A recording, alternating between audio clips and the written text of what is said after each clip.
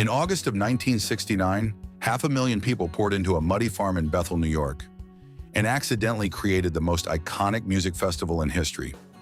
But today we're focusing on the women of Woodstock, the ones who shaped the look, the spirit, and even the legacy of the entire counterculture movement.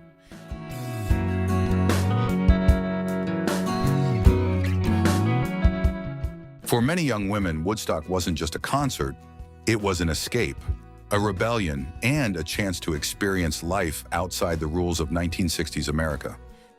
Some left strict households, some hitchhiked hundreds of miles with nothing but a backpack. Some told their parents they were just staying with a friend, and some really did run away for the weekend.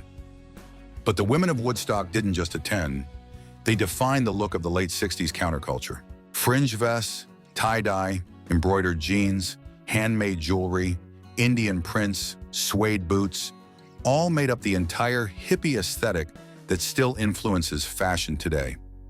But the style wasn't just about looking cool, it symbolized independence.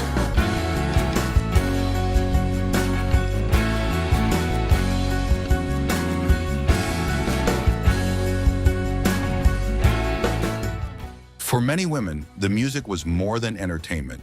It was inspiration.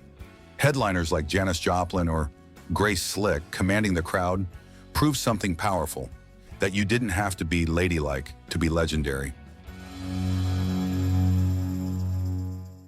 Though Woodstock was peaceful, it wasn't perfect. Many women faced challenges like unwanted attention, sleeping beside total strangers, safety concerns, and limited supplies. But despite the challenges like mud, hunger, and rain, the women of Woodstock often describe instantly becoming friends with strangers. It was a place where people hugged freely, girls braided each other's hair, and women danced barefoot without fear of judgment.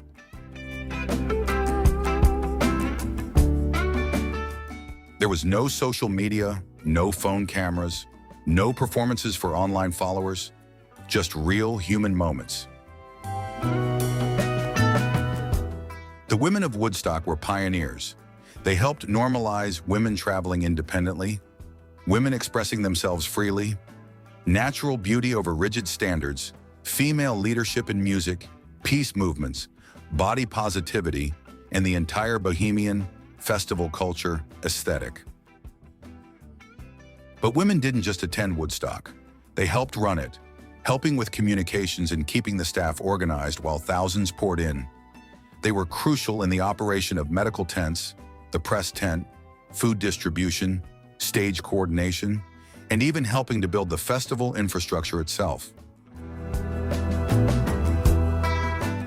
When the weather turned the fields into slippery rivers of mud, many women jumped in to help fix tents, pass out blankets, guide lost attendees, and even assist doctors during medical emergencies. And many of them were barely in their 20s.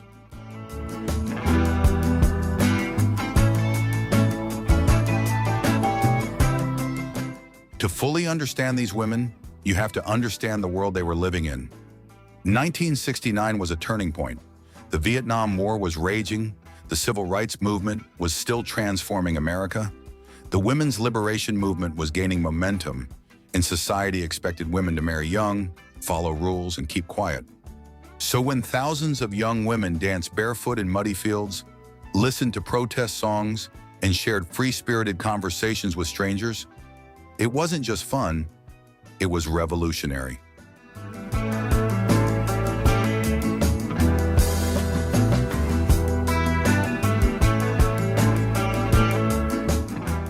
At a single time, in a single place, women were claiming their voices, their independence, their bodies, their identities, and their place in culture. Many historians say Woodstock didn't cause the cultural revolution, but it captured it. It froze that moment in time, like a photograph of a generation breaking free. And the women in the crowd weren't just spectators. They were participants in one of the biggest cultural shifts in modern history. For women trying to move through a crowd of 500,000 people, Woodstock was both challenging and unexpectedly cooperative. The scale alone was overwhelming. Seas of people stretching in every direction, fields transformed into mud pits, and pathways packed shoulder to shoulder. Yet women found ways to navigate it. Many traveled in pairs or small groups, helping one another stay together as they weaved through crowds to find a spot, get water, or reach the stage area. Others used landmarks, flags, blankets, parked vans, to orient themselves. And when they got lost, they often relied on the kindness of strangers to point them in the right direction.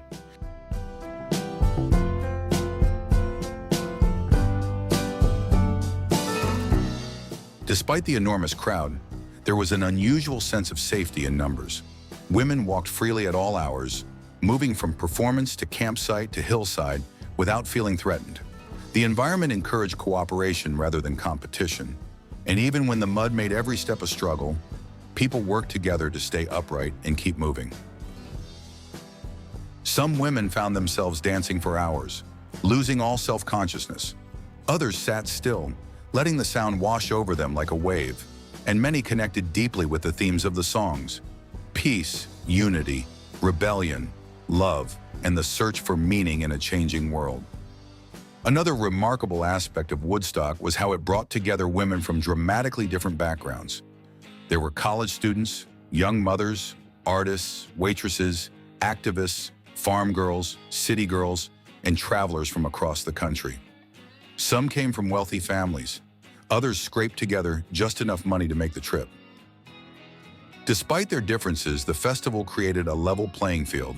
Social status, hometowns, and personal histories didn't matter. Women who might never have crossed paths in everyday life suddenly found themselves sharing food, dancing shoulder to shoulder, or helping one another through the mud. The diversity wasn't merely demographic. It was emotional and philosophical. Some women were there for the music, some for personal freedom. Some were rebelling against restrictions at home. Others were simply curious about the counterculture movement they'd heard so much about.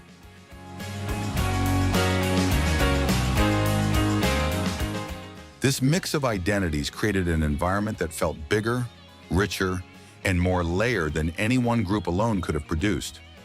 Women who attended often describe Woodstock as the first time they truly felt part of a national community.